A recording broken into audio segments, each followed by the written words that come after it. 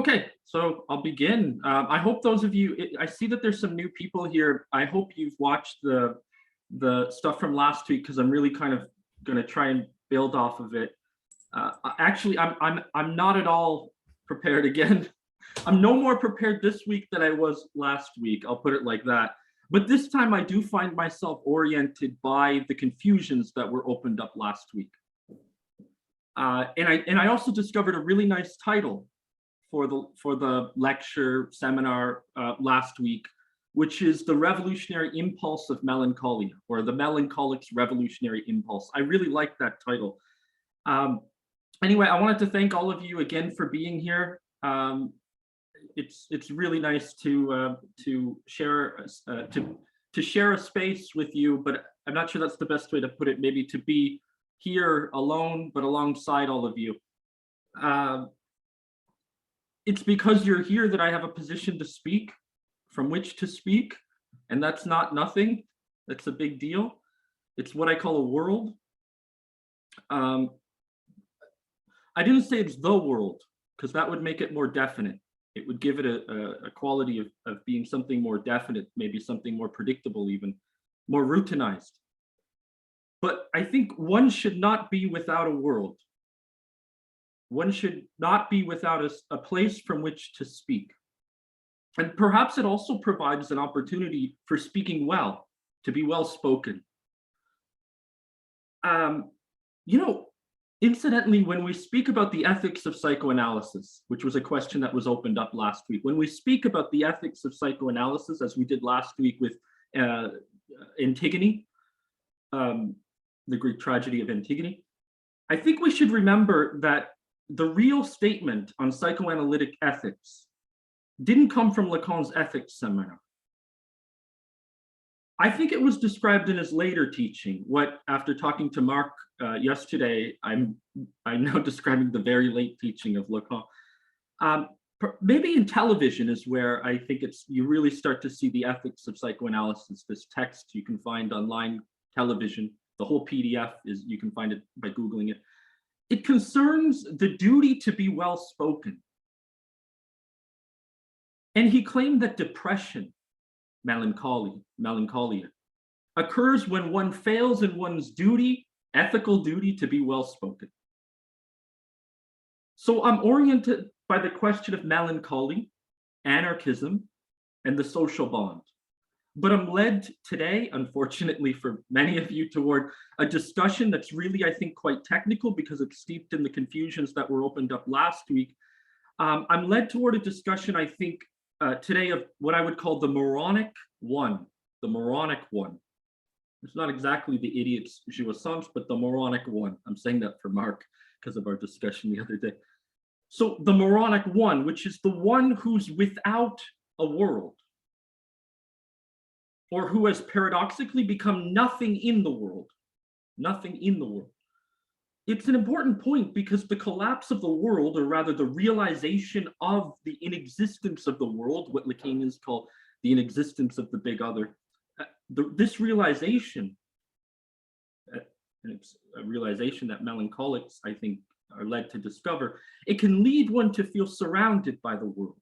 And when it's taken to its extreme, the world shifts into a different register. It's a movement from the symbolic world of meaning toward a real world of mystery. And it's possible in such circumstances that the space of the subject becomes eclipsed. Like perhaps the beautiful soul retreats from the world into four walls, disappearing, even in her attempt to produce a space for herself. Maybe a bit like Julian of Norwich. I don't know. I'm still trying to figure that out. It means finally that there are revolutions of the one. The revolution of the one is not at all, what was foregrounded during the modern revolutionary aspirations of anarchism. It's why I made a distinction last week between revolutionary impulses and revolutionary aspirations. The one can be detached from the big other, from the world. in fact, the direction toward which all revolutionary aspirations lead, as Hysteria shows us, is a decoupling of the one from the world. And this was precisely the case with Antigone, from what I can tell. It's not exactly my area of literature, so I admit misreadings, but I think that's where I would begin my rambling for today, with Antigone. Not against Antigone, but with Antigone. Because I am with the revolutionary melancholics. I'm with the depressed revolutionaries, not of the world, but without a world. Melancholics without a world unite. That might be a nice slogan. But Antigone wasn't much of a rambler. She preferred to solicit the ramblings of the world. Can you all hear me okay? I see that somebody wrote that there's some interruptions. Okay. I imagine that when you're soliciting the ramblings of the world, I imagine it could be like a really soul-crushing position from which to engage with the world. It can be soul-crushing. Perhaps what Antigone ultimately died of was soul murder, which is a phrase that resonates for me because it was the expression used by Schreber, the most cited psychotic in the Freudian field. It was always a matter of Antigone's silence, prolonged silence. And prolonged silence, I think, I did a little research this morning to see if it's true, but the literature, the scholarly literature seems to suggest that prolonged silence is an essential ingredient in Greek tragedy among many of the characters. I was just it was in some idiotic literature journal, an idiotic literature journal. Antigone's silence demonstrated a stubborn refusal of speech, what Lacan might have called full speech, a stubborn refusal of speech in relation to the world. And it was a stubborn defiance of the world's determinations. You know, so prolonged silence indicates that the Antigone is not situated within idiotology. That's why I call her a moral. And it's also why I would claim that she doesn't deliver us to the ethics of psychoanalysis, as some people claim. She was a figure of profound silence, but it doesn't mean that she didn't experience the soul-murdering ramblings of the world, because she did.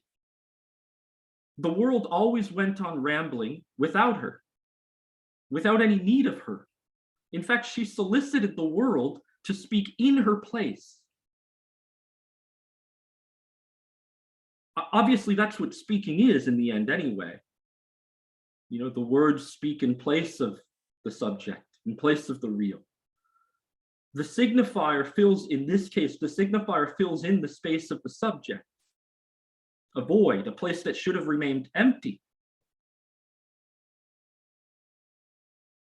Like, you know, for the early Lacan, the earlier period, not earliest, but the earlier period of Lacan, we often hear this expression, the subject. What is the subject? Well, there's many positions on the subject until you get like to the late Lacan, we replace subject with parlette, sort of the speaking being.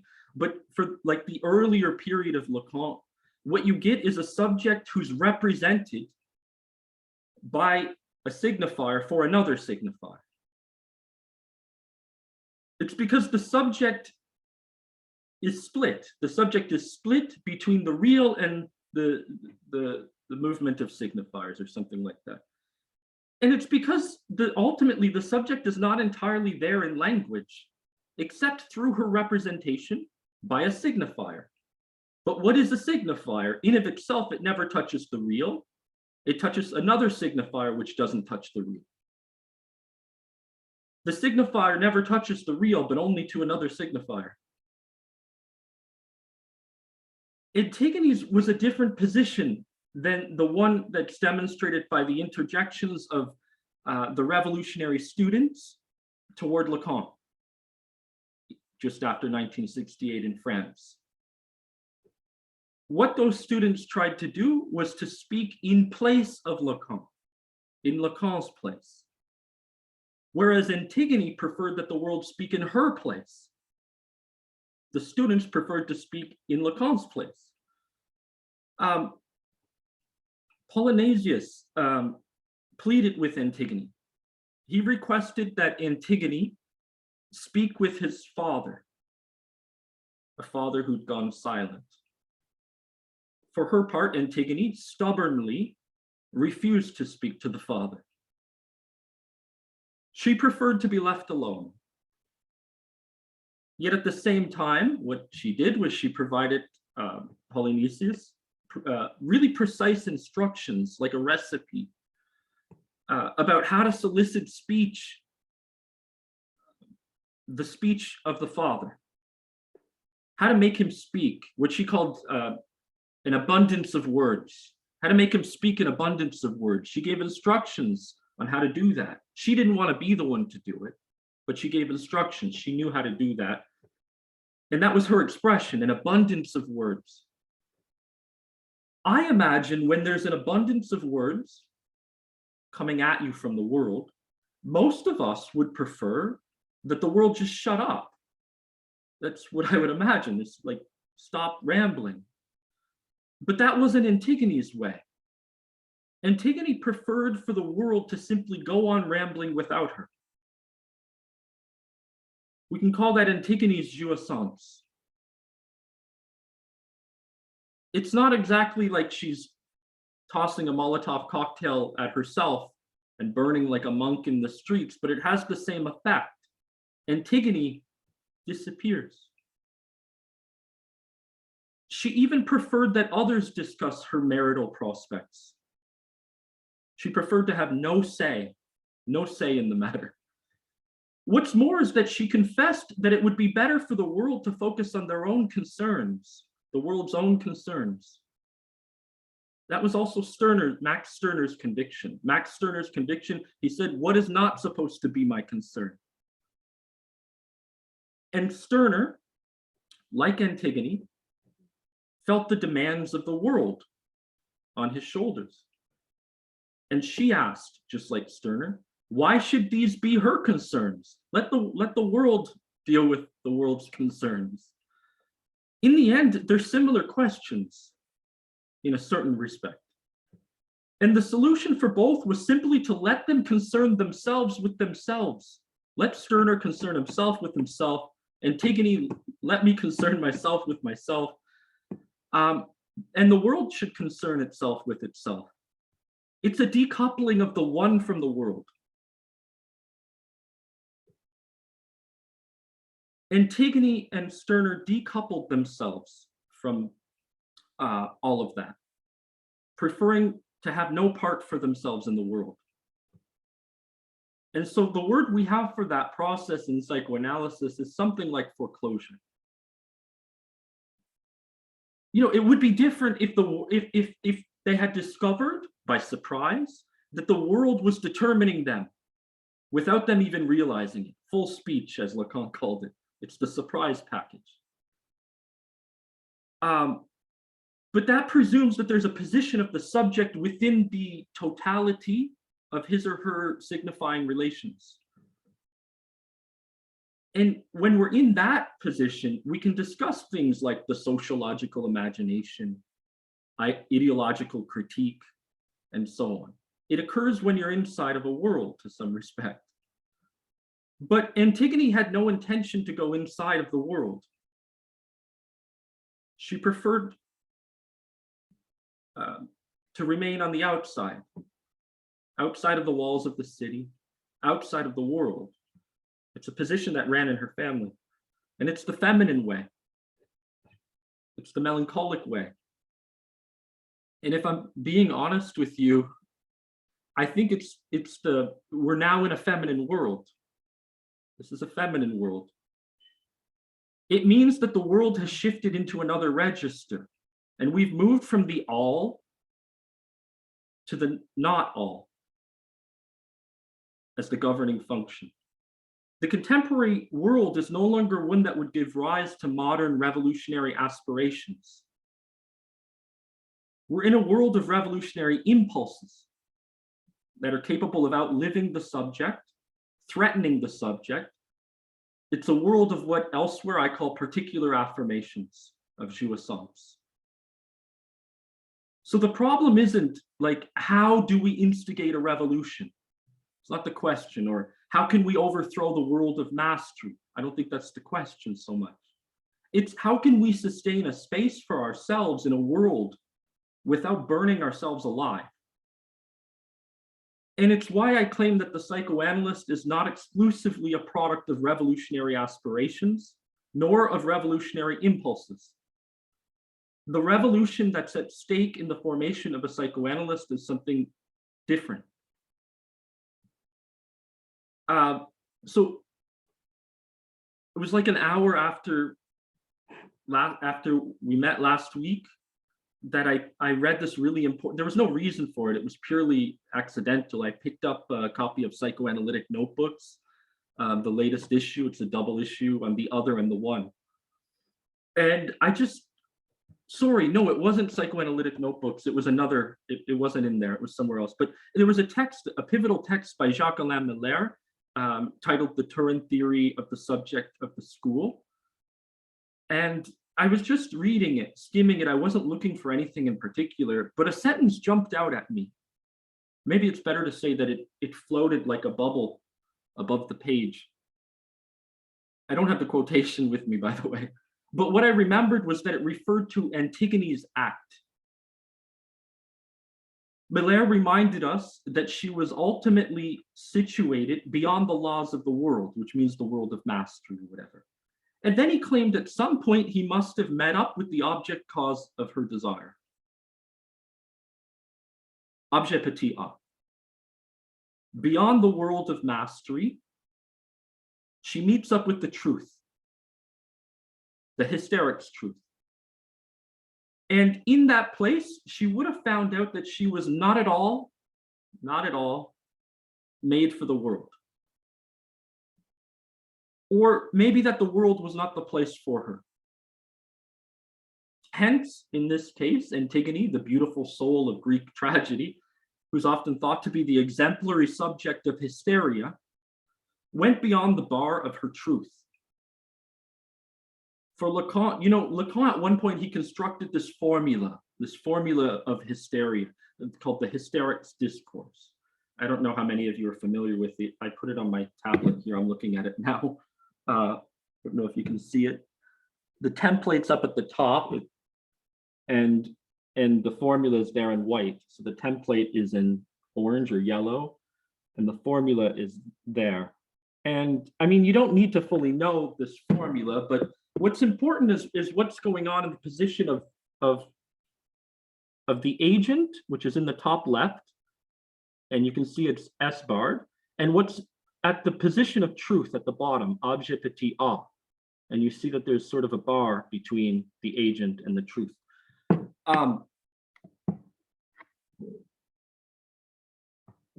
When I look at it, I recognize that there's a barrier. There's a barrier between the objet petit a, which is in the position of the unconscious truth or something like that, and the agent of her discourse, her own, let's say, put it simply, victimization, S barred.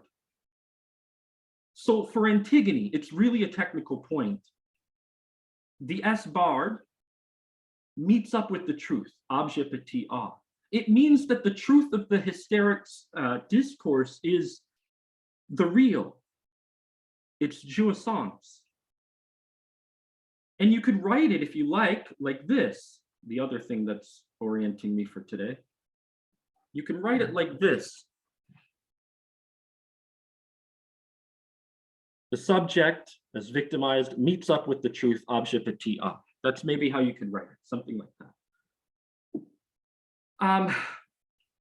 It makes it look a bit like what Lacan called the matheme of fantasy. I don't know if you know it. I hope many of you do, but if you don't, it's okay. Because the matheme of fantasy looks like this. It's here on the left. Sorry, I forgot to put the line through the S here, but there's a line there. Okay, it's a really technical point, but It's precisely why the hysteric would have surpassed in her, what the hysteric would have surpassed in her act, the fantasy that would have sustained her, her position, which separated her from the threatening real of jouissance. This traversal of the fundamental fantasy is for many Lacanians a really important and revolutionary moment. Well, because it involves a transgression beyond the laws of the world, beyond mastery, and so on. You go beyond the fantasy that sustains all that, and so on. And there was even a time when psychoanalysts believed that this revolution would lead the hysteric toward the analyst position, to become something like a psychoanalyst. And there's still many psychoanalysts who believe this. It's not my position. A traversal of the fantasy is no guarantee that you have in front of you a psychoanalyst, because there's a different revolution at stake.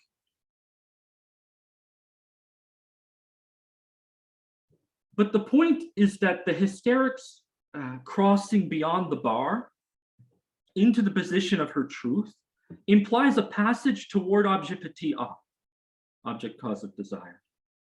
It could mean that it's a passage to the position of the real, either as waste, refuse, refugee, or as one, which means like a bubble floating above the pages of the world. Okay, I'm really sorry for all the technical details today. I'm doing it because I'm trying to clear away some of the noise that's keeping me from orienting myself on this question of the melancholic's revolutionary impulse as opposed to the hysterics' revolutionary aspirations. But now it seems to me there's this third term, the revolution of psychoanalysis, which is the revolution that makes one a psychoanalyst. So I want to turn my attention for a little bit to these concepts that were tripping us up last week. And these are concepts that we tend to use interchangeably in the Lacanian orientation. And there's a really good reason for it, because, you know, in Lacan's late teaching, many of these concepts, I'll tell you what they are in a moment, they were in fact thought to be quite similar. It's perhaps even the case that he grouped all of these concepts together under a heading called the semblant. Semblant was a concept that meant stand-in or substitute object, something like that. And Russell Grigg reminded us a few years ago, more than a few years ago, I think, that during Lacan's late teaching, the concept of semblant meant almost anything, almost everything. For Grigg, it was a problem. In my reading of his essay on the concept of semblant, it was a problem. The concept became loose, it just meant everything and anything. They're saying that about jouissance now, some people. I'm not convinced that it's a problem. I see it as a clearing. It's a clearing. What it demonstrates is that the other, the world, as such, became much more important in relation to the one. Semblant was what could be there as a means of forming a couple with the big other, with the world. So when we use the concept, we quickly deprioritize these other concepts, the concepts of objectivity, lack, nothing, and so many other concepts, including the phallus, the nom de père, and so on. So it serves a function, it produces a clearing. And I think every now and then that's what we need to do so that these concepts don't get routinized and reified, so that we can continue to think about the contemporary condition with fresh attention, which means with the attitude of a stupid person. But I'm still going to waste a bunch of your time today trying to say some words about these concepts that tripped us up. It's my way, I guess, of addressing a discussion that was opened up last week, particularly between Vulcan and Mark. You remember it, I hope. And the concepts that tripped us up, what were they? Objectivity, void, nothing, whole, lack. I mean, that's how I'm remembering what the discussion was kind of about. So I wanted to begin with the concept of lack. And as soon as I mention the concept, I can see the relief on one or two people's faces, unless I'm imagining it, which is likely. Lack, there's a concept I know. It's really odd when the concept of lack gives us comfort. But that's how it is sometimes. Some people have presumed that it's the central concept of Lacan's teaching, lack. They even go on to pronounce, as if it's clever, Lacan. Lacan. It doesn't surprise me. I think, actually, I would say, for me, Lacan was more of a con, or Lacan in French, which means a cunt. That's me.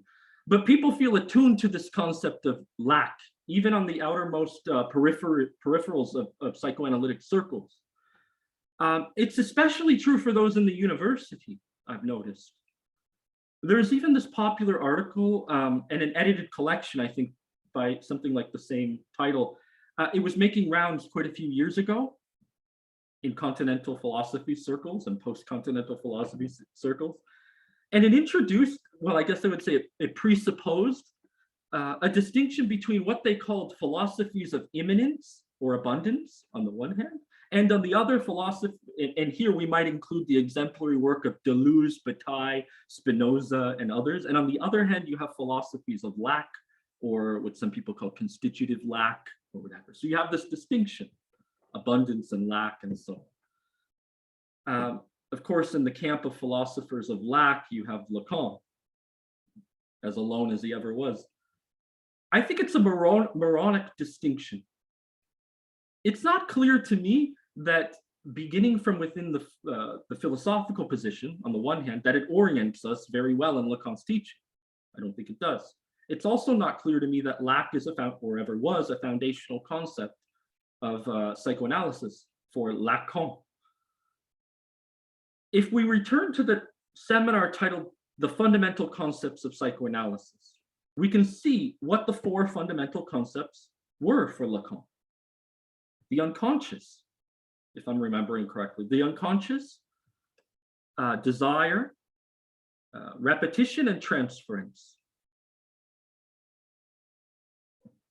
Lack wasn't one of the fundamental concepts, but there's the unconscious, which from the French might even be pronounced unconscious, which means the one, unsubscribed from the unconscious. By the way, it's not all wordplay, don't worry. When it comes to matters of the one, there can be no funny business. But this seminar on the fundamental concepts also serves as a reminder that repetition and transference were conceptually distinct. Repetition and transference are conceptually distinct. It's important. Transference was not a particularly revolutionary category for Lacan. Repetition wasn't meant to be the key for thinking about the transference. Repetition's at stake in the drive. It implies a revolution of the one without transference. So for some reason, I opened up this question of the objet petit a and the void last week. I don't know why I did it. I regret it. Maybe it was a mistake because now I'm in the middle of this very technical stuff. Maybe it won't interest all of you because you maybe want me to talk more about anarchism. But I can promise it's relevant. Miller made a point to distinguish between void and nothing. Jacques Lacan. But if you look through all of Lacan's teaching, and even Miller's, there's no consistency in how the concept of the void and even nothing at times plays out. It's not exactly systematic in the way that some of the other concepts are systematic. But he made a distinction between void and nothing. So did Lacan. But Miller seemed, in some seminar, he seemed to be confused by that distinction. And he opened up the question to his audience. in a seminar room. A rare moment where you hear other people speak in a seminar. He said, what's the difference between void and nothing? That's what he asked him. And what he gathered from that discussion, maybe it was the analyst banquet, Mark, and Wenyang. I think what he gathered from it was that the void has no limits. The void has no limits. So void is limitless, and yet the nothing is limited by its place. Limited by its place. For nothing, the limit is the place within which it is situated. So nothing is limited by its place. So the nothing was, for Lacan, one of the objets petit a, one of the objects, with many others, assemblant, which is limited by the world, unless we transgress those laws. And an example of this nothing can be found in Lacan's Creed. He invites us to suppose that we're looking for a book in the library, and maybe it's in the library catalog, it's in the system, you're expecting to find it there, you're looking through the Dewey Decimal System or whatever. It hasn't been checked out. You go looking and it's not in the place on the shelf where we expect to know it to be. It's not in the place where we expect to know it to be. That's nothing. The void is something different. It's not limited by its place. So maybe you expect to find Max Stirner in the world. I've been seeing it in my world on Instagram and so on. I know that some of you are reading a lot of Stirner right now. You won't find him in the world, except as nothing, as missing from that world. He's not in the library of the world. He's not in the books. He's not in the pages of the books. That's why we can claim that Stirner is nothing within the world. Maybe you expect to find Sergei Nakiev's Secret Society or Revolutionary Man in the world, absent as well. So they're not in the place where we might expect to know them to be found. It's a surprise when that happens. As for the void, it's on the side of jouissance, from what I can gather. It means that it's on the side of the revolutionary impulse. There's something in the concept of the nothing that nonetheless connects it to the void. There's a relationship between the two. Stirner wrote, I'm quoting him, "I'm not nothing in the sense of emptiness," which means lack, "but the creative nothing, out of which I myself as creator create everything." What does he create? If he's creating everything, he's creating the all, he's creating a world. And Lacan actually said something strikingly similar, I discovered this morning. I quote him, "The nothing," I don't know where I got this quote from. I presume it's somewhere around the Ethics Center. Quote, "The nothing, a hole in the real, from which the signifier creates the world," end quote. Sounds very similar to me. And then Lacan added, "It's the place of deadly jouissance." Stirner didn't say that. The void is on the side of this deadly jouissance, this revolutionary impulse. The revolutionary impulses are linked to the void then. And with thanks to nothing, with thanks to the nothing, a whole can be produced into that deadly jouissance. That's what I gather from it anyway. And this is where the three terms come together. There's a lot of work, I think, to do on these three terms because it hasn't been done yet, really. And I'm not going to do it today. I have a different agenda. But we can say that the nothing as an object produces a whole in the void of jouissance. The nothing produces a whole in the real, such that the nothing as a semblant, nothing functions as if it were a nom de pair. As if it were a nom de pair. And Miller made this very clear for me, I'm quoting him. "The name of the Father is an instrument, a semblant. It's a signifier as a semblant that has the advantage of allowing us to find ourselves in relation to signifiers and signifieds," end quote. So we can say without the nom de pair, there's no hole in the real. And hence the void becomes limitless and revolutionary.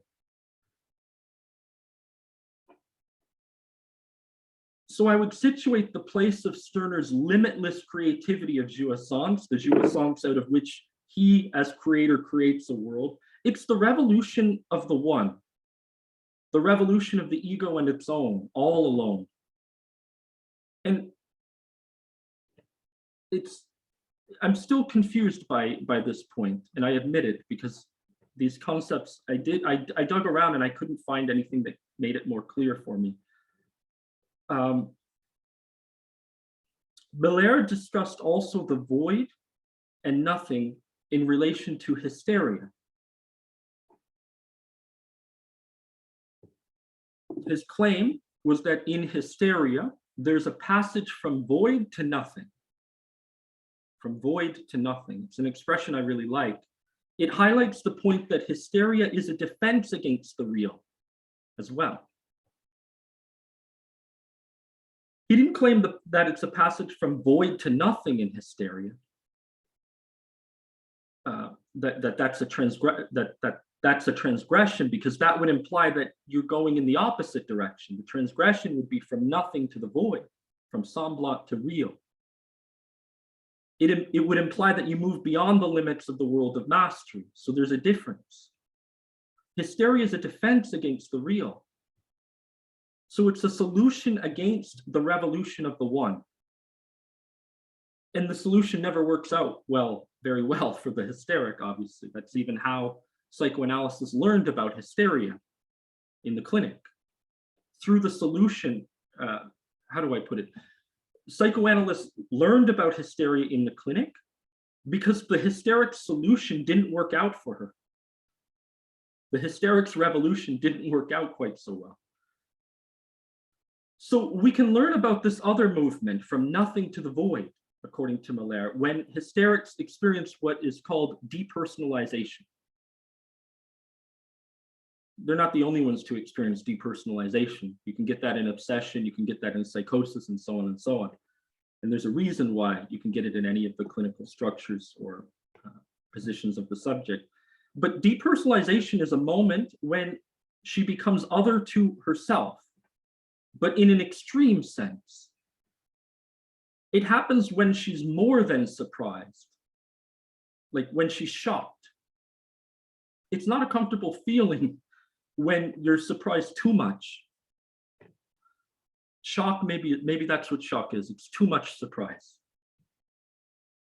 You know, there's some people who can't get enough surprises. They're always going in search of surprises. And there's others who get too many surprises in life. The movement from nothing to void, I found it really difficult to visualize at a conceptual level. And I think that's why Lacan favored topology. In his ethics seminar, for example, he discussed, I think like Heidegger before him, the simple topology of a vase. Maybe it's not exactly a topology, come to think of it, because a vase doesn't have a hole, but I'll get to that point in a moment. For Lacan, the vase was perhaps the first signifier. It was a signifier fabricated in such a way as to construct a space that's missing. Lacan said, I found this quote, the vase introduces the possibility of filling it. And it led him to claim, quote, it's on the basis of the fabricated signifier, this vase, that emptiness and fullness as such enter the world, end quote. Here I was thinking you can even, if you like, you can exchange these words. What were they? Emptiness and fullness for inside and outside. The hysteric goes inside, only to demand that you go outside. And that's what the hysterics demanded of Lacan after 1968. But it was also what we heard hysterics demanding when they stormed the White House not so long ago with their Confederate flags, which for me and for many anarchists should be a reminder that those who occupy this position, or rather that revolutionaries are diverse, and the revolutionary aspiration offers no guarantee of the world that you might imagine for yourself. Lacan went on, I'm quoting him, if the vase may be filled, it's because in the first place, in its essence, it is empty. And it is exactly in the same sense that speech may be full or empty, end quote. Obviously, that forces a return to how I opened up last week. I was talking last week at the very beginning of empty and full speech. It means that you can't be surprised enough unless you have a vase, and with it a world. By the way, the person who got me interested in melancholia, who writes so well about melancholia, depression, the one who introduced this expression, depressive realism, to me, as well as its theory, long before I started thinking about it, namely Julie Resche, she just found some flowers outside. They're over here, you can't see them. I was just checking to see if they're in the shot. They're over here over my left shoulder. To me, the flowers look morbid. Sorry, Julie, they look quite morbid. But they're beautiful in their own way. They're beautiful, especially when they're placed inside of a nice little vase that she found and that she always seems to find for these beautiful flowers. She always seems to find a vase for these dark flowers, Julie, these colorless plants.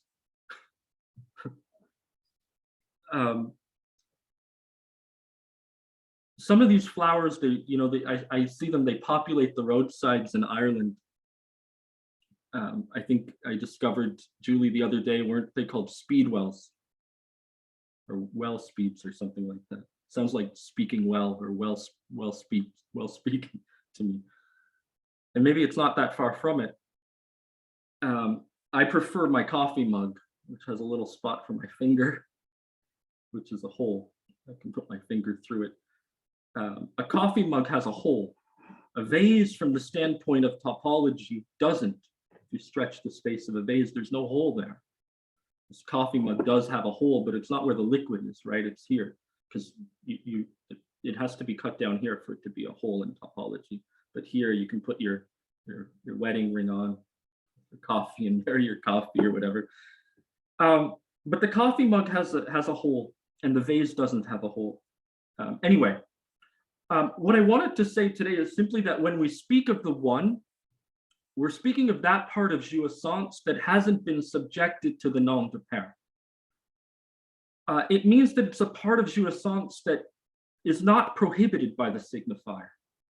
And it means that it's a part of jouissance that's not all to the world, and which, because of this, may also be taken on its own, independent of that world and any of the laws that might attempt to govern it or master it.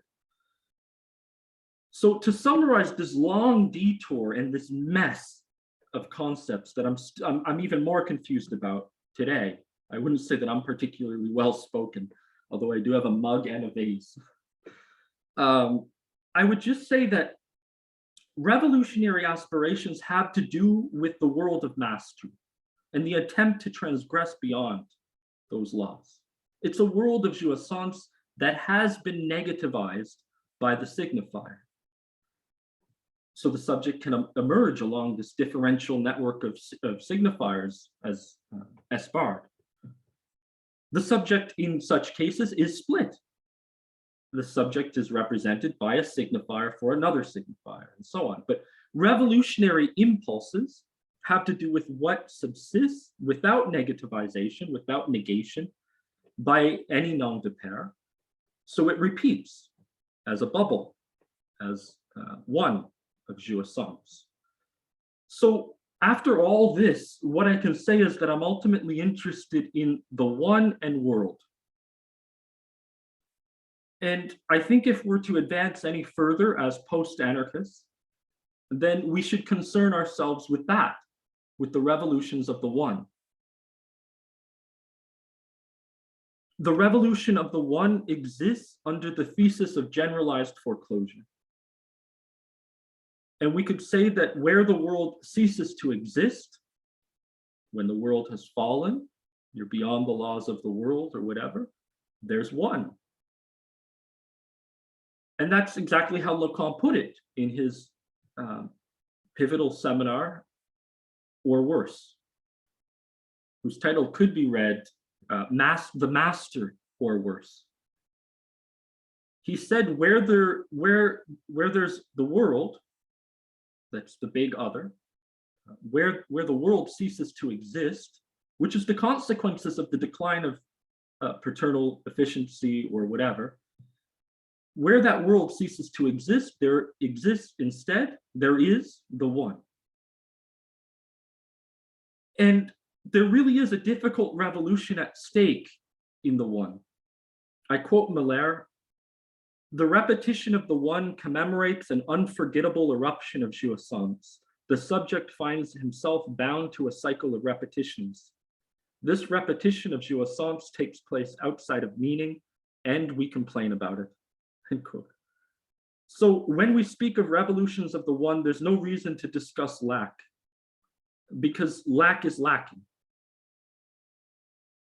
It's a question of semblances, finally. The semblant is autonomous from the real. And it involves, I would say, for the speaking being, a modality of dupery. In relation to semblant, you can be an idiot or you can be a moron. I choose stupidity, and I'm proud to be recognized in my stupidity. I'm going to stop there.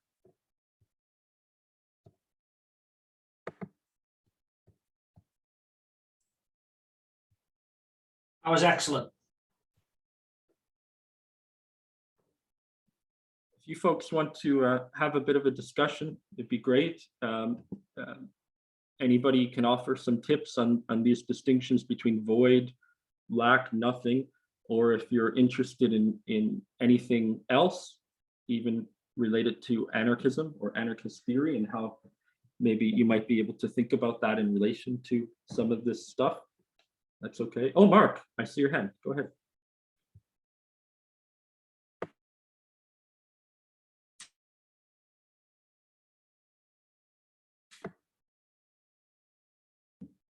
Are you there, Mark? Or is it just me who's frozen?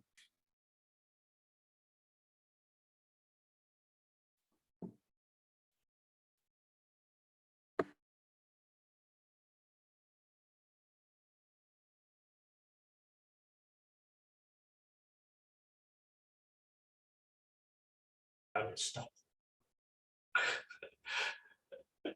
I'll wait until he comes back. I think I'm back. Oh, you're back. Okay, good. Yeah, it's you went out the world for a second. You was out of world. The idea of everything being feminized, or this idea. I'm not we're not using it in these sort of misogynistic term, but this idea of reiterations of one, although not all. The idea, I like the idea because, as I sent that text to you the other day before with Jacques Lacan, the world of the ones all alone. He talks about it as part of the capitalist discourse. The idea that with the capitalist discourse, there's the constitutive negativity that allows the other discourse, it's being closed. And so what you get is this speeding up. So the capitalist discourse is one that starts with the one. But ultimately, what we do is that there's a type of mourning. There's a mourning muscle where, and you see it in the iterations of the various fascisms or whatever that are around today, where people are trying to reach out and reconstitute the whole, the nothing, in terms of the master signifier. They're trying to reconstitute this through the synth, through the lathus or whatever, the constant reaching out for products. They're trying to reestablish language or how language can work. But what the point is with the analytic discourse itself is that it offers a way of speaking from the void. The analytic act, it says what's left. Right at the limit of the act, there is a mark and there is a body. It's what's left. It allows, and these tiny things, these small things, allow the ability to create a world or to be able to speak. There is no possibility of being able to speak in the capitalist discourse. There's the constant producing of things through the Lafus or whatnot, but there is no invention. So, and I think that what's really important about this is, you know, talking from the melancholic's point, or this idea of talking from a generalized foreclosure, is it gives up the illusions of a constitutive lack, the idea of a return to a symbol. Yes, we just need to be able to organize in different ways. No, the world's changed. We need to start from the one, and we need to find different ways of speaking.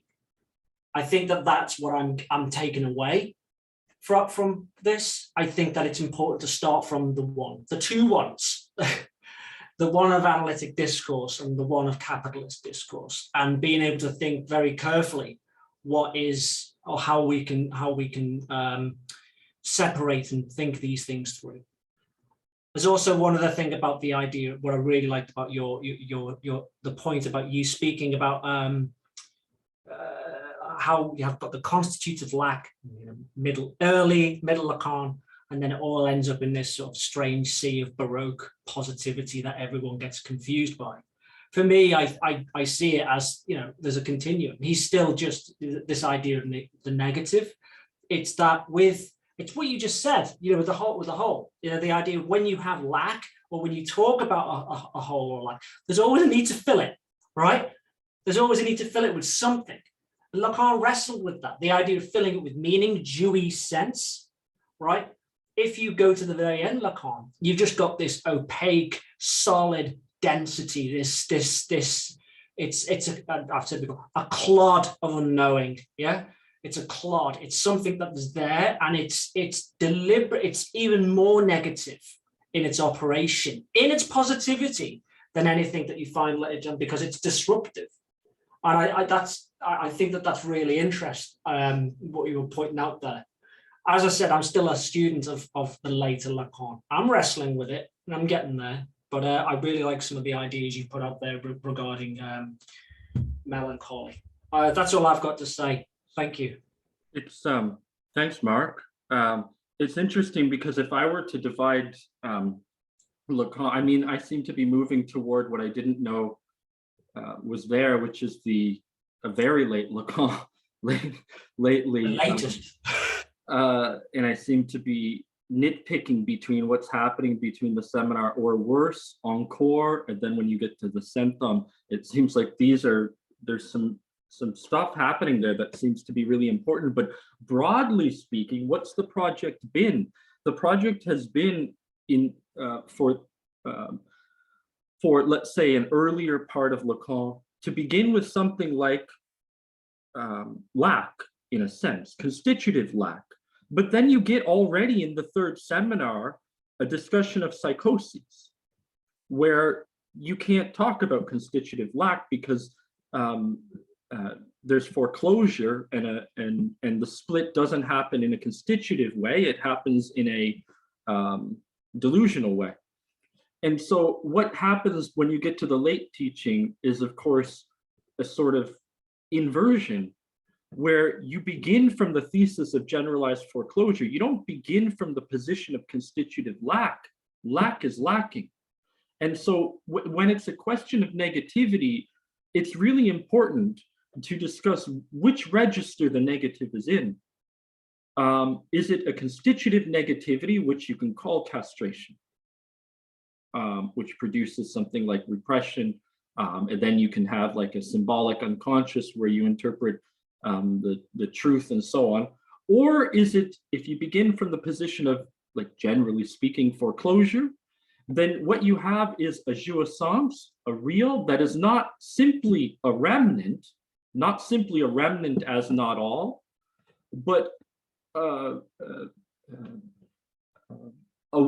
something that is positive and resists absolutely any negativization. And I think our contemporary condition demonstrates very clearly, especially during the time of war, that we are in this world where it's clear that we've we're operating in a situation of generalized foreclosure. And I think when you're in a situation of generalized foreclosure, it's up to each one of us to invent a solution that's like castration, to invent a solution to form a bond with one another. That wasn't the early Lacan. And when you talk about things like constitutive lack and so on, you have no need necessarily to talk about something like inventing a solution, how to live in a world or whatever.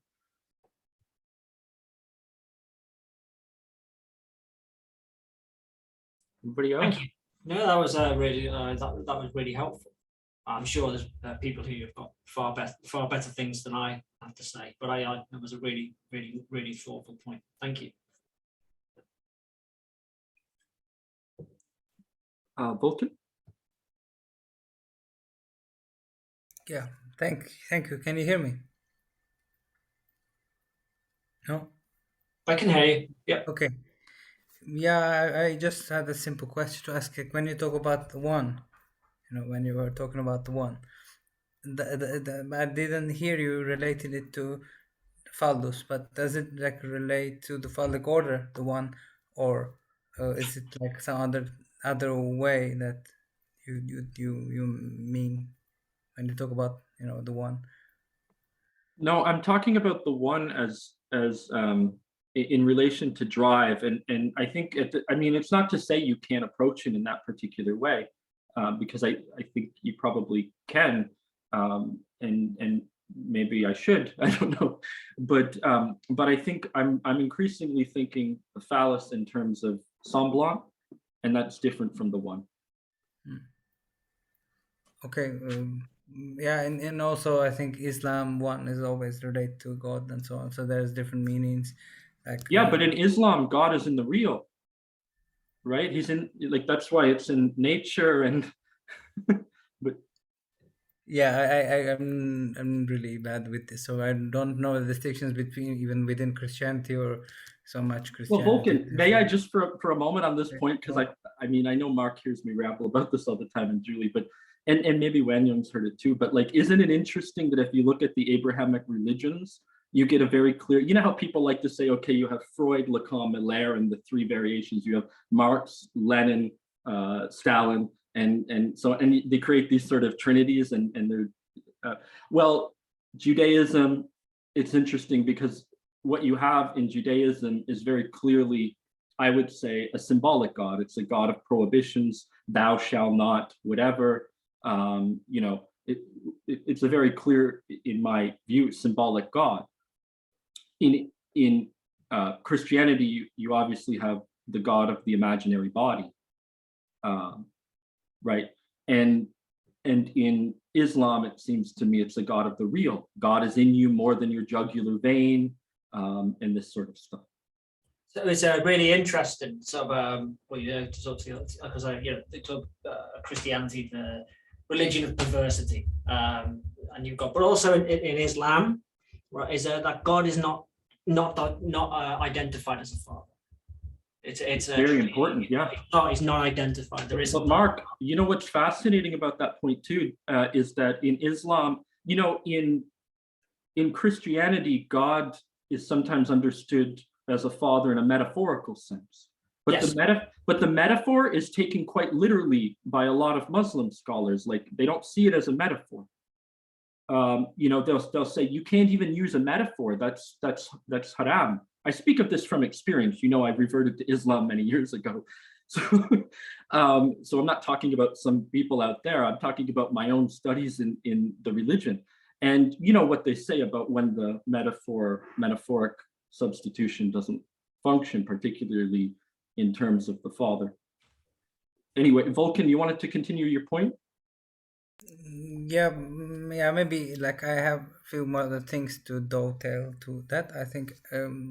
But the things you said about the whole and the nothing and the void, I mean, these things make sense, and I kind of understand a little bit. But then also when it comes to, for example,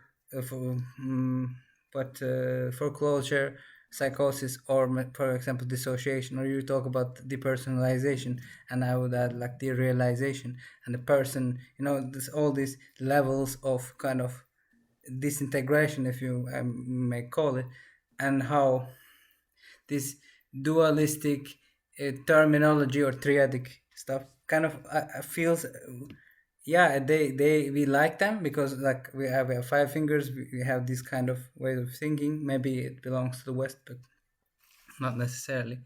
Yeah, I wanted to understand more about the relation of maybe like, yeah, about the, in terms of like one, yeah, one in Abrahamic religion, and that's interesting thing to think about. And also I'm interested in like Zen Buddhism and the relation to zero in Zen Buddhism, which maybe we can think of void, because yeah, I don't know so much about Zen Buddhism, but then there is this kind of striving for the zero. And I try to see like every religion kind of, it's in a way it's healthy. Religion is kind of, it's used for political reasons and it's corrupt, but then it's also used to stabilize people's life and communal life. And so I try to see the analog parts in different religions, and that's how I understand it comparatively. Yeah, so that's like, yeah, if you have things to say about those, and also like, and its relation to maybe um, anarchism, because anarchism is like, yeah, it's like atheism. I feel like there's no rule, it's all like spontaneous order you create. And how, yeah, like a transition, of course it's not like so simple or easy, but then when, yeah, this, yeah, dualistic approaches, I feel like they fall short, but they give us a good explanation at the same time, depending on where what we're talking about. So if you have any comment on that.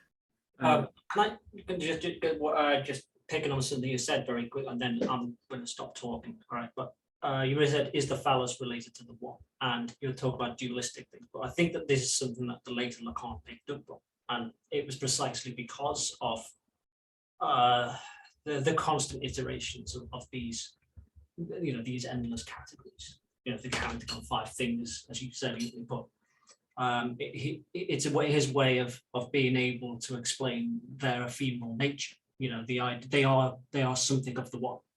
They are just iterations of the one. They come from it, but it's this idea that you work with it, and you work with them as far as they orientate you, but ultimately they don't have the that what's it called, and it's like Dwayne was saying, that definitive status on some interpretations that you get with the early Lacan. The Lacan of the lack, it's where he is all about the symbolic, the real, and all that. It becomes much more difficult. that's what I'm probably saying that because I'm still learning now. But it's I'll let I'm going to stop talking. Thank you for your thoughtful answer, and I'll pass you on to Dwayne. He'll give it. I don't really have a lot to say. I hear what you're saying, Vulcan, and I'm more interested in what you have to say about it than in anything I could say about it. Although I'm also very interested in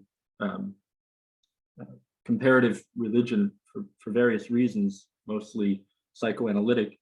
But in terms of anarchism, it's interesting that you can have something of this revolutionary impulse.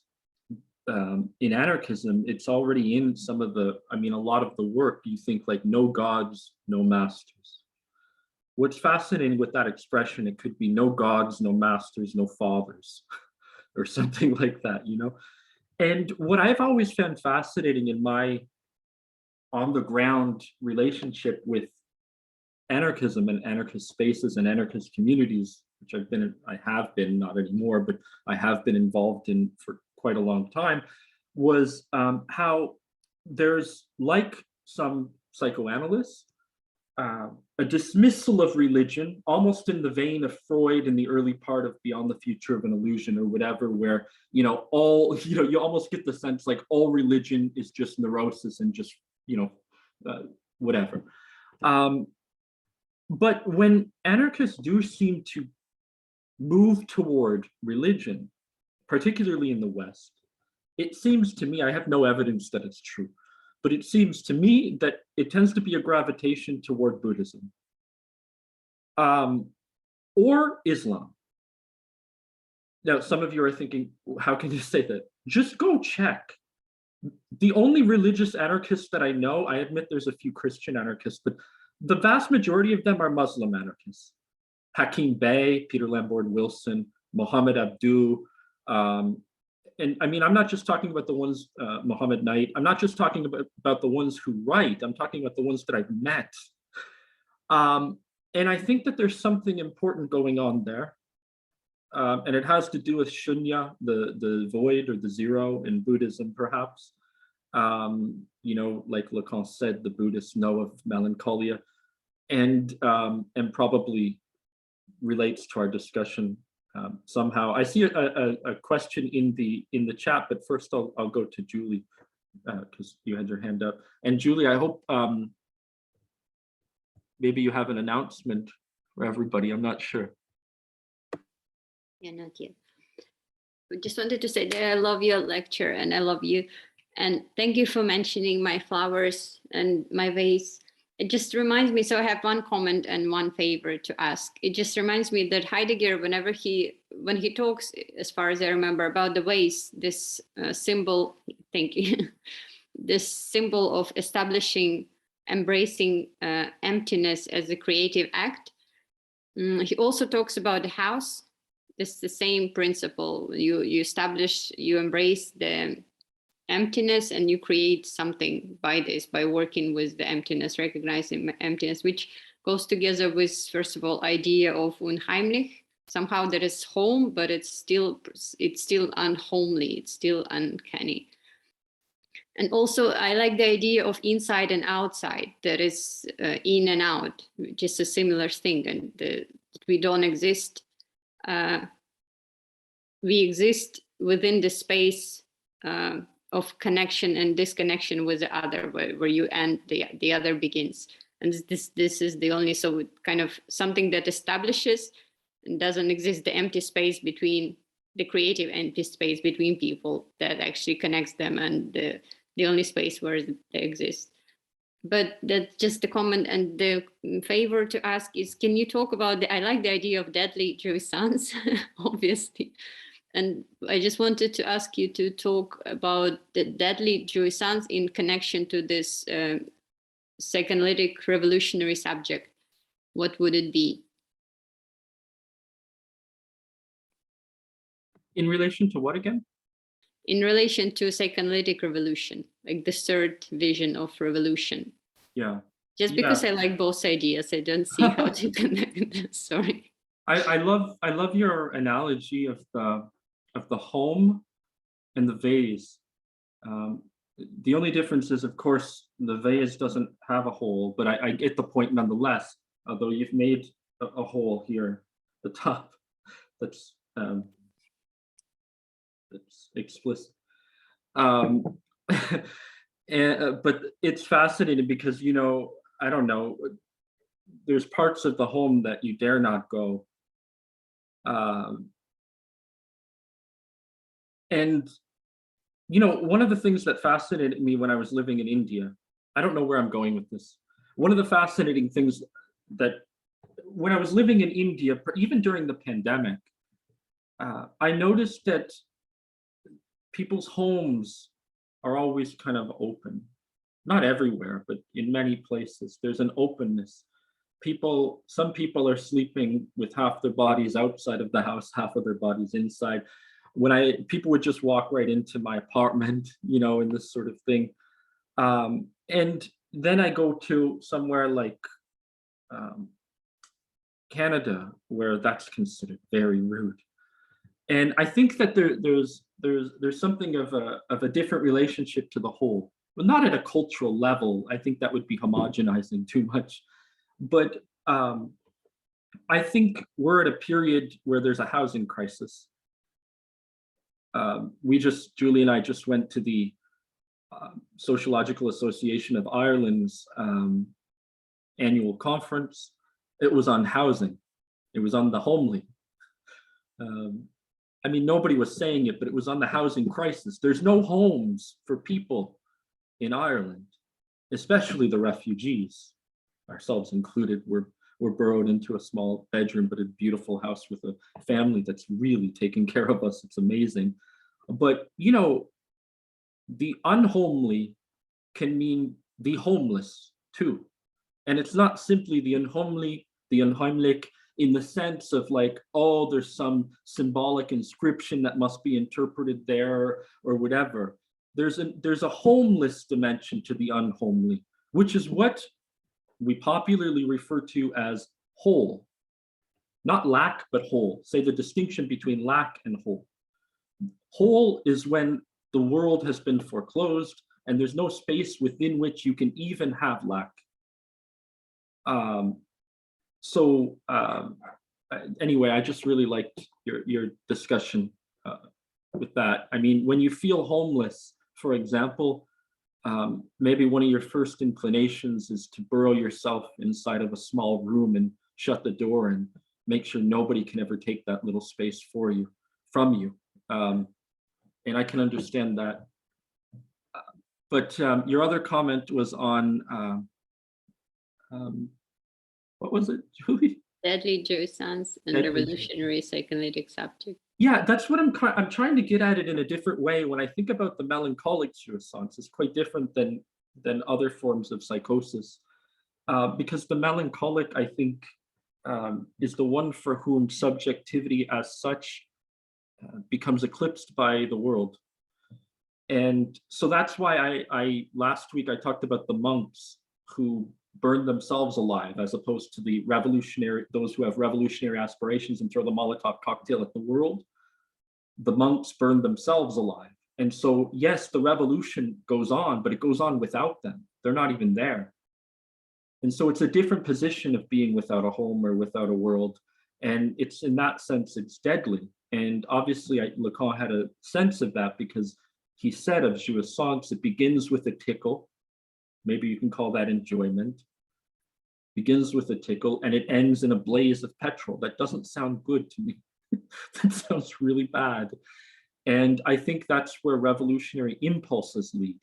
So what do you have? On the one hand, you have revolutionary aspirations that are short-sighted, that don't see the way in which they are implicated in the world of mastery. Yes, I get it. The hysterics revolution is a return to mastery and all this, the ressentiment and all this other stuff we talked about last week. Okay, but on the other hand, you also have the revolutionary impulse, which is an impulse. You can have a revolution and it can go on, but it means your death. You know, it can mean the suicide. It can mean suicide for the subject. And that's where I'm kind of going. And it only leads me to more confusions because I don't know where it will lead me yet. So I appreciate your clarity. It's much better than my confusion. Thanks, Julie. Thank you. There's a question here in the chat. You talk about the passage from Justin. You talk about the passage of the master's discourse, of mastery discourse to a discourse where we can occupy spaces to not burn alive. As post-anarchist, does it imply that a full anarchist society is impossible and that the focus should be on creating spaces? That's a really interesting question. My gut, I'd like to open that up to some of you, but my gut instinct is to say that anarchism isn't a world, it's perhaps a practice of living in the world, or with a world, or not without a world.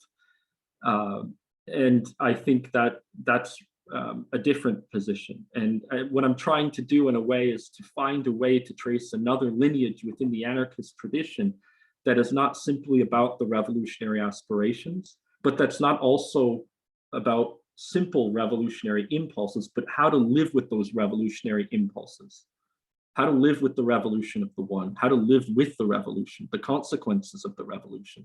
It might not mean that you build the world or that you build an anarchist space, but as an anarchist revolutionary, you find a way to live in the world in a way that is perhaps more liberating, but that doesn't burn you alive, as you say. But I don't have an answer of what a full anarchist society would be.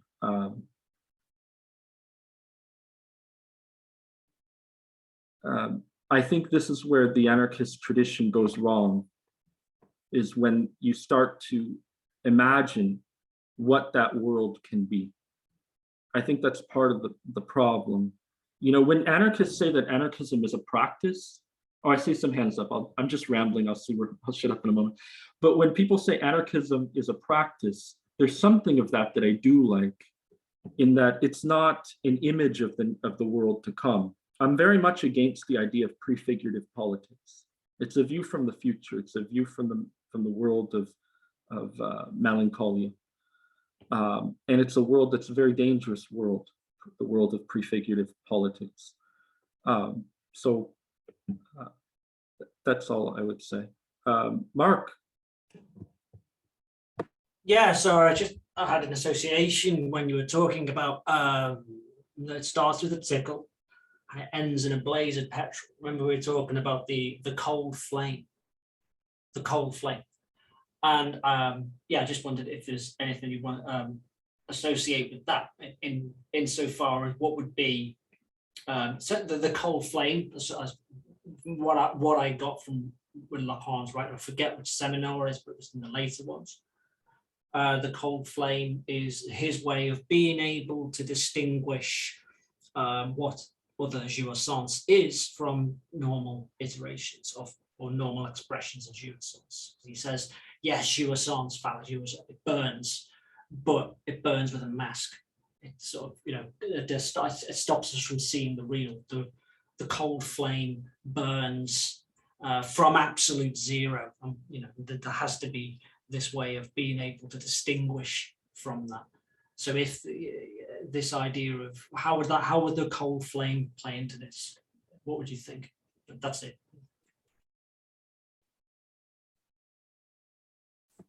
I don't know. I know we talked about it yesterday because I thought it was a very strange metaphor. It is. Flame, and I'm not sure I fully get it. All I could imagine is that it's enigmatic. Yeah. A cold flame is difficult to detect, and yet it burns, and it burns at a very hot, right? Is that right? If I remember reading the Wikipedia page on cool flame. So all I took from it was that perhaps it's an enigmatic flame, like a black flame. Black flame. Okay. Yeah. No, I was just an associate. I came and I just wanted to see if it led anywhere. Sometimes it doesn't. It's fine. It's what's it called? It's yeah. It's something I probably need to go away and think about a bit more. See if I can get something out of it. Cheers. Yeah. Thanks, Mark. Vulcan, I see your hand up, and Edward. Vulcan? Yeah, I have some quick response I wanted to say to your answer about when in the West you see especially in the East you said the atheists being religious, and particularly Buddhism, and yeah, I can agree with that, and yeah, but also the West, I've just been a really limited part of the West, so I don't know. I have I wanted to say that I've also seen. Are you familiar with this accelerationism? Maybe like you heard probably, or anyone. Also, my question is to Mark. Like maybe there is more religious people who convert after being atheist than there's more accelerationists who are either conscious or unconscious, and they like even. I don't know, it's like the new fiction. Maybe this Mark Fisher acid communism stuff. Like anyone, Mark? Or yeah, you heard. So I feel like there is this kind of escape, which is not through religion, but in other ways. But then it's in a way, it's a form of escape that I feel. I think was worth recognition, because I don't know, like I read some of these things and I was like, no way, this is doomed. But yeah, it's possible to think about religion in also this way in some ways, and so yeah, I mean, to anticipate the future is kind of really hard, but I feel like yeah, there's greater fragmentation than, you know, this kind of yeah, I don't know, this you said that you, like, when you're without a world and there's one. I mean, did I understand correctly?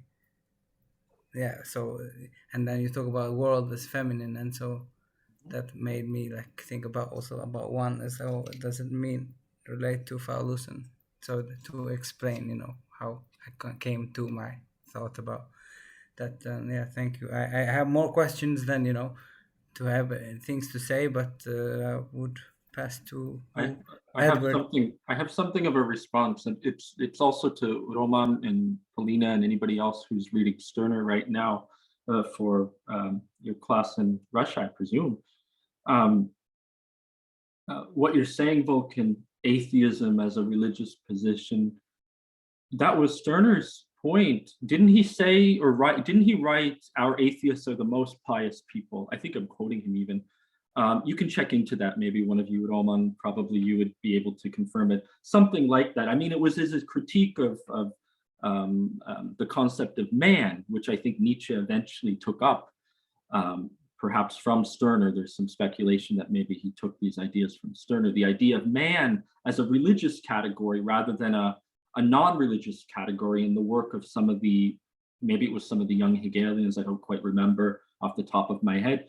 But what Stirner discovered there was that, okay, on the one hand, you can say, oh, you're consciously atheist, but have you interrogated your symbolic name of the Father, therefore you're an unconscious atheist. Okay, that's one way to be an atheist, even though you consciously claim that you're, one way to claim that you're religious, to be religious, even though you consciously claim that you're an atheist.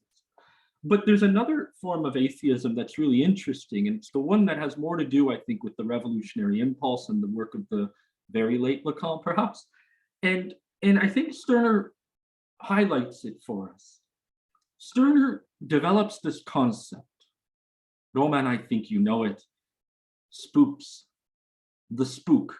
What is a spook for Stirner? I wrote a song about it in a punk band about 15, 20 years ago.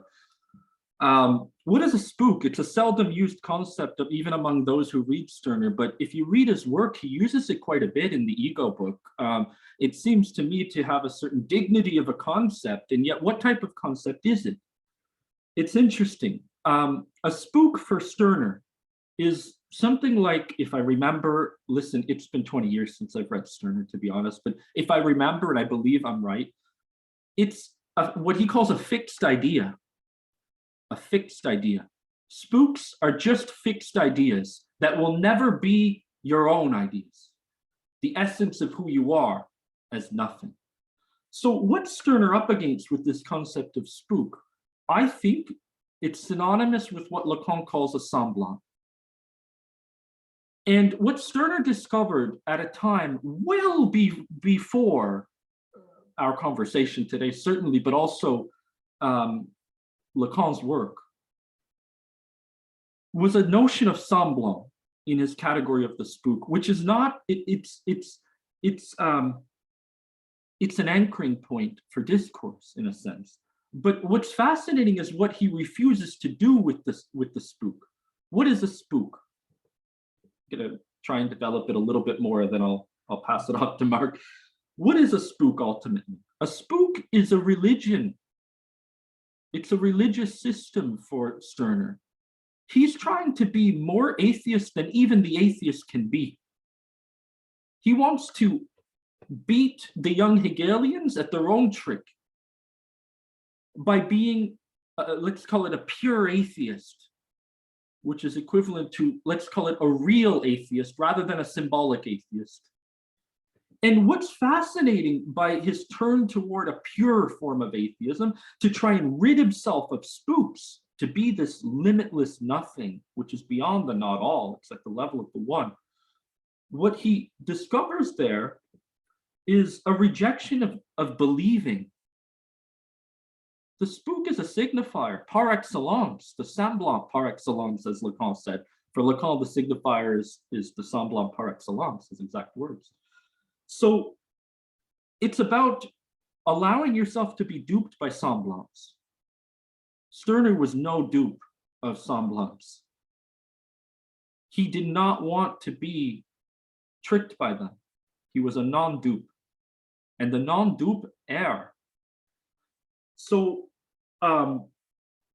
the difference between, say, the position of Stirner and his spooks, his semblants, is that he refused radically to live with the world, precisely because he abandoned the spooks that would allow him to tether himself to others in the world.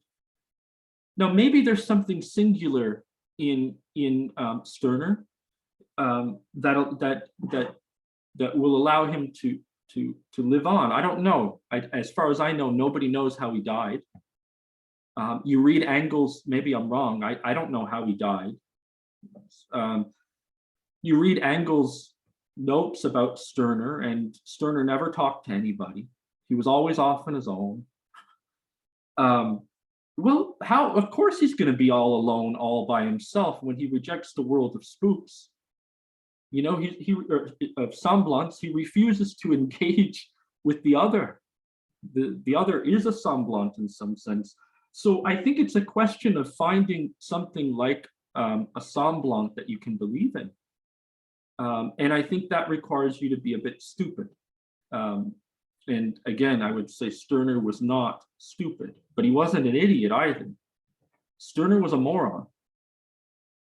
That's my reading of Stirner. I think he was a moron, and he's one of the most beautiful morons to have existed in the history of morons. But I'll tell you one thing that linked him to the world, and then maybe I'll stop talking: his writing. He wrote these books. It was a solitary activity, unlike speaking to the people at the meetings of the young Hegelians. You know, instead of talking to them and engaging with them in discourse and having conversations and dialogues, what he did was he set off all by himself, and he wrote these ideas. And in writing, I think there's something to his writing and to his books that's really important. Mark? Yeah, I'm just going to riff off of so Capitalist Realism. It's Mark Fisher's a great book, and I think that the whole thesis of it, the idea of how can we escape, how can we escape from this thing? You know, even when all points of all apertures, so to speak, are just are just products of capitalist realism. That's there's an urgency, and obviously he goes down the sort of Zizekian road, and Lacan. I think that what Duane is trying to map out is you need to be a bit even more depressive than Mark Fisher in looking at it in terms of if we're looking at the escape, we need to start from the one. We need to start from these points from a generalized foreclosure, which when Mark Fisher was writing, he didn't. He was still writing from a very neurotocentric view. That's my first point. I haven't read Fisher for a good while. The second point regarding atheisms. What I find interesting is how it does. Atheism is a spook. It is a spook. It's the biggest spook, especially if you look at like the likes of Dawkins, right? If you look at the way he talks of atheism in his work, it's this singular fixed idea that has no, it's just there. It's this reality has no difference whatsoever. When if you look at the past, if you say look at Sartre's atheism, you look at Heidegger's atheism, you look at how it's happened throughout modernity, you can talk of atheisms. They're very different. There is no, but with people like Dawkins, and even within that system of spook, that spooked system, so to speak, there's deities. Look at the master signifiers. Look at the way he talks about nature. It's there. So yeah, I think that what's a call.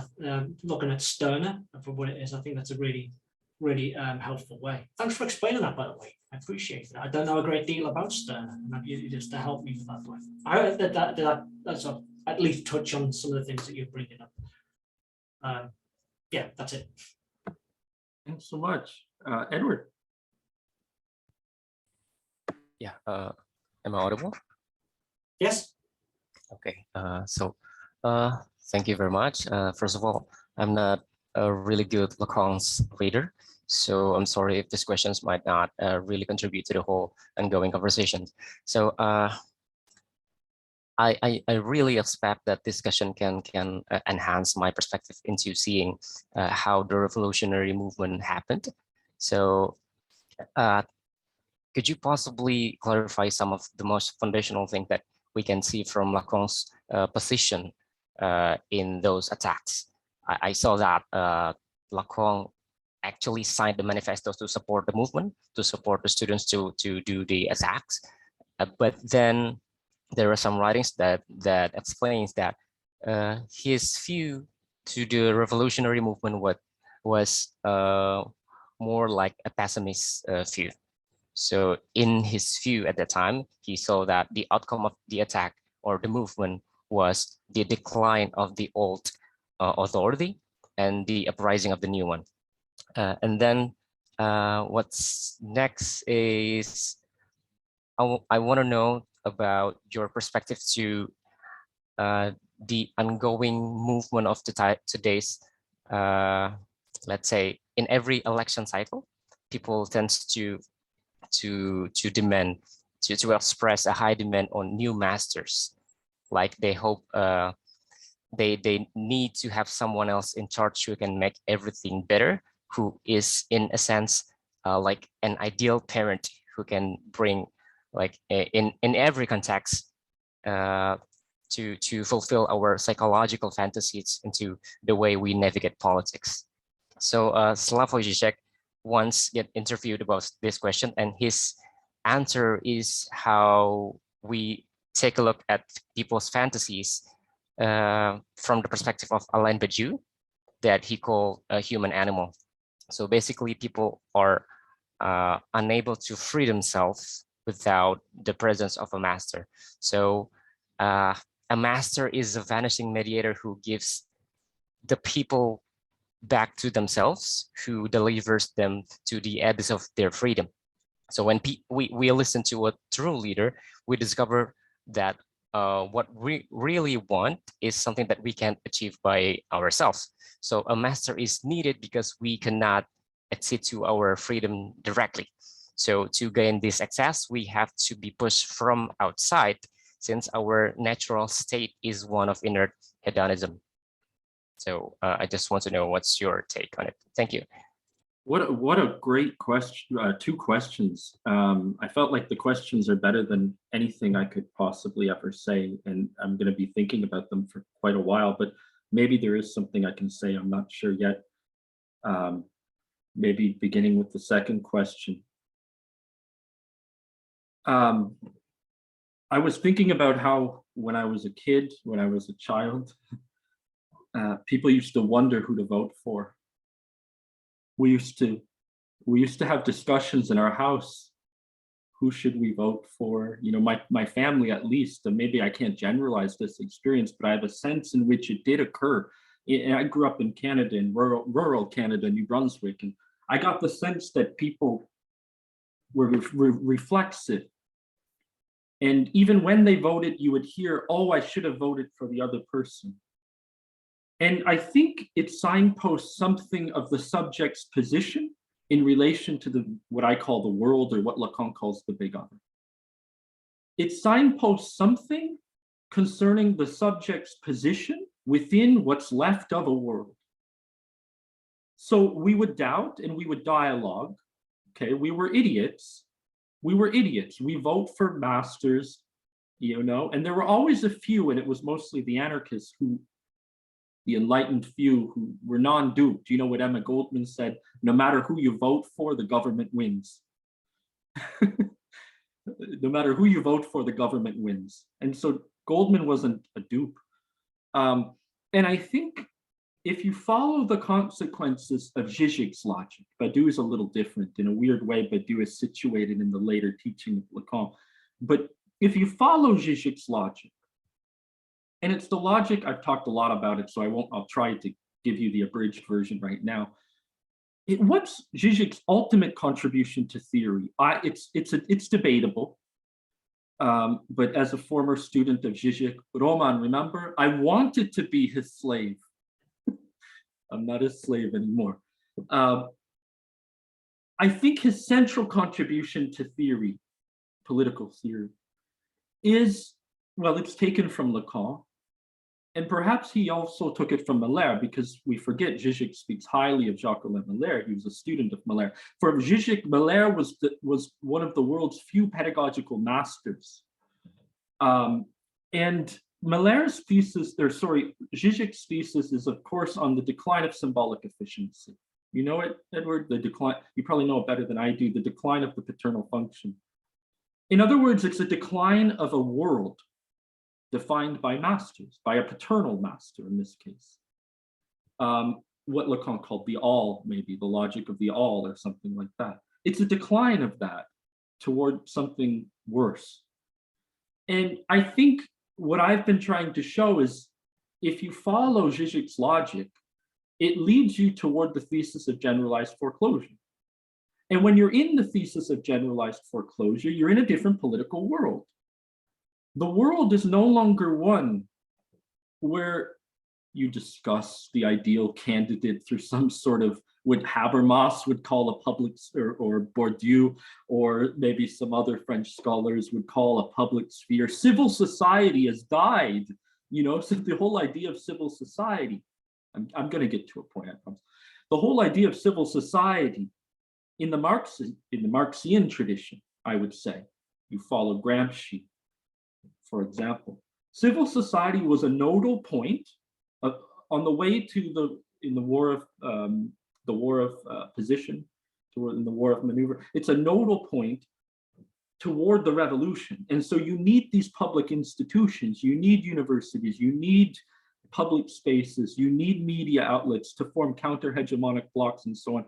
These are spaces of discussion, and maybe they're bourgeois, I don't know, but they're required, I think. They're fundamentally required for discussion, to house a space for the subject to speak. It seems to me we don't quite have those anymore. I'm not lamenting their loss. I'm not nostalgic. I think we have to invent a new solution. I'm not Jordan Peterson. Jordan Peterson wants to reestablish hierarchies and all this other stuff. But I think Zizek misses this point, that if you follow his own theory, let's call it the real Zizek. He's responding to my argument on this in a book that's coming out soon. I'm not sure it's announced yet, called Zizek Responds. It leads you to a different world. It's a paradoxical world, and it's a world of what I call singularities. I use that word differently than psychoanalysts use it. But it's a world of the one. And when you're in that world, paradoxically speaking, people don't discuss with one another and vote according and doubt the person they voted. People are quite certain. You have a rise of certainties in the political sphere and in political discourse. And what you have is, I'm certain that you should vote for Biden or whatever. And on the other hand, you also have, I think, a tendency toward voting against the position of masters. You know, like the vote for Trump, I think, was ultimately an anti-establishment vote that would have went to Bernie Sanders, for example. So I think we're in a political world that is increasingly run by certainties. Now, where I get really bothered in Zizek's work on particularly in politics is because I think he fails to go, as he always says, we should go all the way. He fails to go all the way. And look, I think Zizek's one of the best thinkers of our time. So, I mean, I'm basically platforming my ideas by critiquing his, and I get that. But if you go all the way, then we're in a different world. It's a world of generalized foreclosure. It's a world of certainty rather than doubts. And when that happens, politics operates according to a different logic. It means that we're not in a world, we're in something that's an alternative to the world. So all of this talk that Zizek has about, oh, we need an alternative to capitalism, you know, we should support Biden because he's the alternative to a worse evil, or we should support Alexandria Ocasio-Cortez and so on because she offers an alternative to Biden. He misses the fact that capitalism presents itself not as a world, but as an alternative to the world. Capitalism is the alternative. And it's a problem that I think the anarchists and the Marxists have missed as well. You know, they say, oh, we have this phallic world of mastery. We need an alternative to that. We're in the alternative. We're in the world of alternatives right now. And when you're in the world of alternatives, what you need is to find a world. Like, we need a world right now is what we need. And I don't think elections or anything like that are going to give us a world. I think we're forced into a position of having to invent one, but that's my, it's just a feeling. But I think it leads us toward a really difficult position. It's led me into a very strange position. That last point, that summary you put together there, that was spot. That was nice, succinct, solid, and yeah, it's no, if there is this sort of reality, I think, which, if you look at the late Lacan, it's all very, it's locked in the clinic. You know, it's locked in the clinic. And that, you know, a lot of, you know, people, you know, they like it there. You know, that's the way it is. But when it comes to delving into the political salience of the later Lacan, there is a reticence. Why? And that's the bigger question. Why? And I, you know, I wouldn't be doing what I'm doing. I'm not doing a great deal, but it looks like I'm doing enough. I wouldn't be here without Zizek. We love Zizek. He's great. But here's my question. What is the fear? Why the fear to go all the way? Is it the idea of abandoning the phallic order? Is it this fantasy of wanting to reestablish, or the ability to reestablish? Or is it, you know, is it a fear of theory, insofar that the later Lacan is morbidly difficult? What is it? Where does the fear come from in your view? I mean, because it's something that applies to Mark Fisher, you know, and it applies to Zizek, and it applies to other. But why the reticence? I think it's I actually don't know, but I know that a lot of the political movements of our time have positioned themselves in fraternal ways, and that's really troubling. I use that word because it's a word that Lacan used at the end of his seminar, or worse. He prophesizes. He says the future is one of fraternities, and fraternities are very, I would say, troubling group relations. Group relations are always troubling for psychoanalysts or those in the psychoanalytic orientation. We have a hard time talking about groups, just as Stirner had a hard time talking about groups. Yet that doesn't stop the psychoanalyst from trying to work alongside others in some sort of orientation.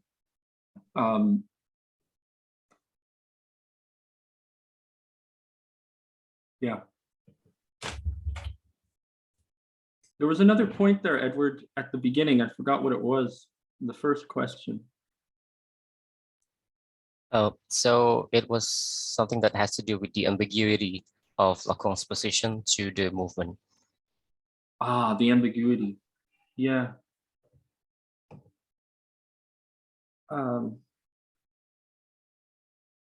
Yeah. I'm not sure. I mean, I know a lot of people saw him as conservative. I spoke about it last week a little bit. I think he saw where these revolutions lead in the clinic. I don't think he was cautious. I think he was just, in a sense, interested in a different type of revolution.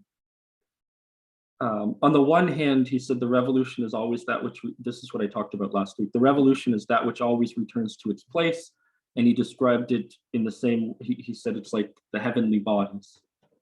And I pointed out last week that it's really curious that that's also how he described the concept of the real a few times. The real is that which always returns to its place, and he used the example of the heavenly bodies. That would mean that for Lacan, revolutions had a real dimension, and he wanted to foreground that, which is foregrounding the drives.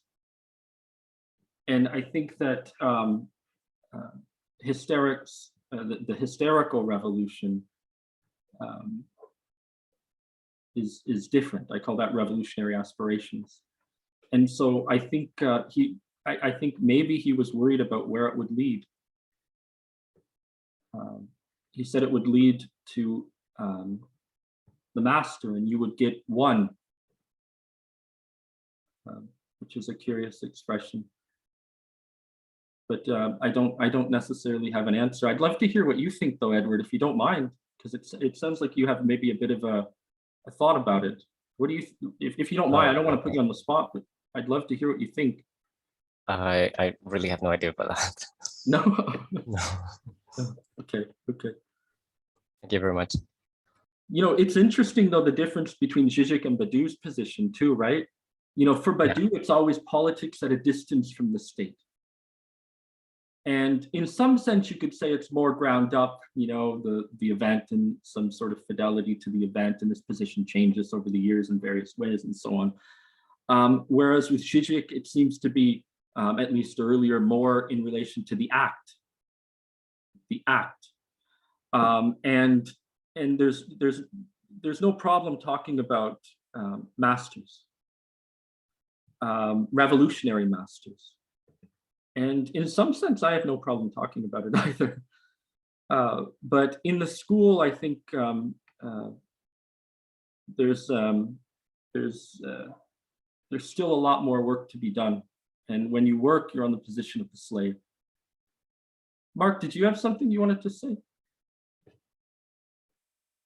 No, it was what I was just listening. It was really interesting. It really helped the whole talk. It helped me flesh out my work on apophatic psychoanalysis. I'm going to revise a few points. It's been a good discussion. I've enjoyed it. Thank you very much for your really good question, Edward. Far better than what I could formulate. It's really good. So, Can I make a comment to Edward? Short. About out of anything you said, there's this old master relationship and the authority. Like, I feel like compared to 20 years ago, I think, you know, we live in a world of mobile internet and information networks, and I think the old understanding of the master or this authority, I think it must have transformed, because you look at society and you look at all these things, people still come together and chat today because that's a basic need, which, you know, was used to exchanging information. Today you don't need any of that almost to do it, but people still do it. But then there's this extra dimension of this device and this connectivity, which I think makes a difference. So I don't talk about like the big other as this internet and this infrastructure, but I feel like, you know, that kind of thing will outlive me probably. When I die, it will keep going on. And so maybe there's something to look at technology and related writings, maybe, you know. I'll just chip in there, like just a thought. Okay, so I really interested about the idea, and I love work looking at digital age, and you know, for me, the stuff that Dwayne's unpacking, I think, is really important stuff. The transformations in the symbolic has happened because of transformations in language, and that transformation in language has happened because of the way we communicate. We don't communicate face to face much anymore. It's, you know, we probably right now we are. I think you used a great term the other week. I think the prosumers. The idea of we in our drive to communicate, we have to write. we write all the time. I remember when I was in college, you had these old boomers and they'd come in and say, oh, the kids today, they don't know how to write. And it's like, they know how to write better than you. They just don't write the way you want. You know, it's they're always writing on the phone. We're constantly writing, but in that process of writing, producing, right?